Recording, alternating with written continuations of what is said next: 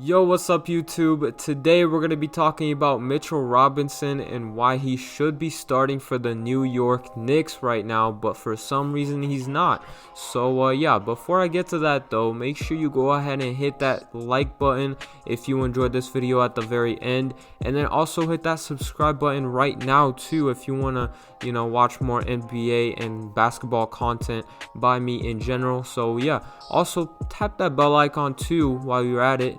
Let's go ahead and get straight to the video though.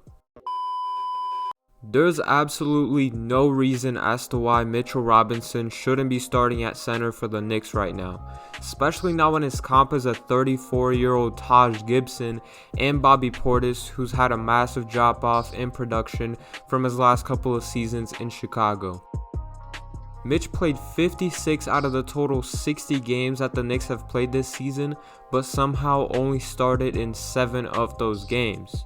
And the interesting thing about that is Mitch was actually a starter in the beginning of the season, but after New York's very unsuccessful month, David Fizdale opted to replace him with Taj Gibson because, according to him, Mitchell Robinson would get in less foul trouble by coming off the bench, which is true. However, the problem here is that Fizdale most likely wouldn't have done this had he not been in the hot seat. The Knicks management were desperately looking for wins at the time, so it's no secret that Fizdale essentially had to bring in some veteran presence like Taj Gibson to pretty much keep his job. So that was the problem in the beginning of the season, but what about now? Mitchell Robinson is leading the league in field goal percentage with 76% a game, and as a matter of fact, that's actually on pace to break Wilt Chamberlain's all-time record and become the most efficient player in NBA history. Not only that, but he's also gotten a lot better as a two-way big man, to the point where I wouldn't be surprised in the slightest if Mitch won the Defensive Player of the Year award at some point in his career. Oh, and let me also quickly mention this too.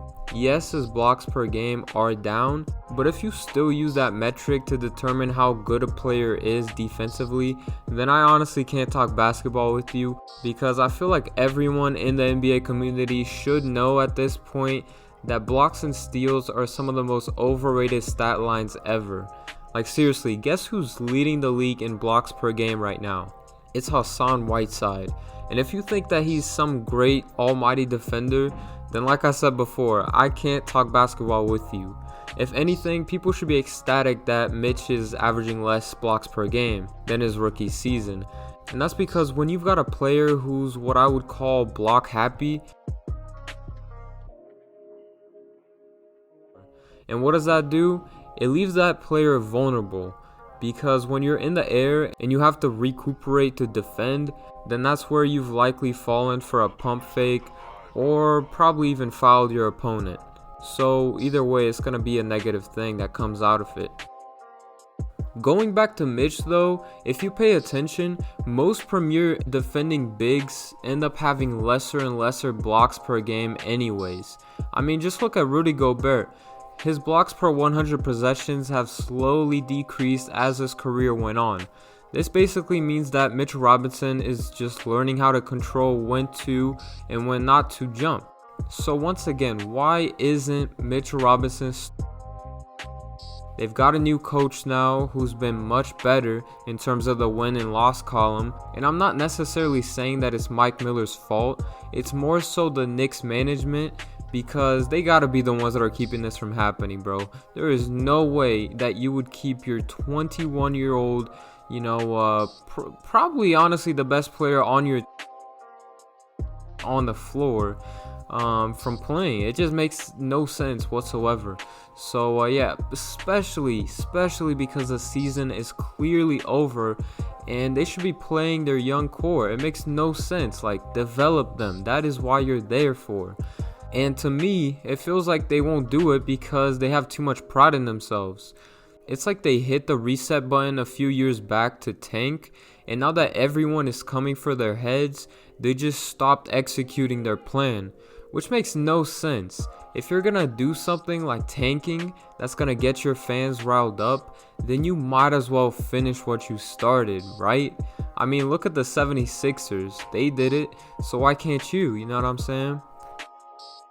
And the other thing that's pretty frustrating too is that giving Mitchell Robinson a bigger role has actually proven to work, because Mitch averaged the most minutes this season in December, and that was actually the best stretch of Knicks games of the 2019/20 season too. They won 5 games and lost 8. I know, right? Who would have thought that playing your great young big man would actually lead to wins? Definitely not New York for some reason. And honestly, bro, that front office might be even more dysfunctional than I originally thought. And that's tough right there. Just that by itself is very tough. So in conclusion, Mitchell Robinson is playing around 23 minutes per game, when he should really be playing around 27 to 30 if we're being real here. He not only needs to develop on the court, but this would also lead to NYC having more W's under their belt, as when he does play 27 to 30 minutes a game, the Knicks are literally 6-5. Yes, bro, the Knicks over 500. I know. It's literally a win-win, but the Knicks front office just seems too stubborn to realize it. Alright, so that's the end of the video. I hope you guys did enjoy it, and if you did, then like I said in the very beginning, make sure you go ahead and hit that subscribe button and also the like button too, because like I said, you enjoyed it, right? If you didn't, then hit that dislike. It honestly does let me know like what you guys want to see and what I want to do as well, and just kind of have like a balance between those two. But anyways though, that's the end. Hope you guys enjoyed. I'll go ahead and see y'all in the next one, and yeah, peace and love to everybody.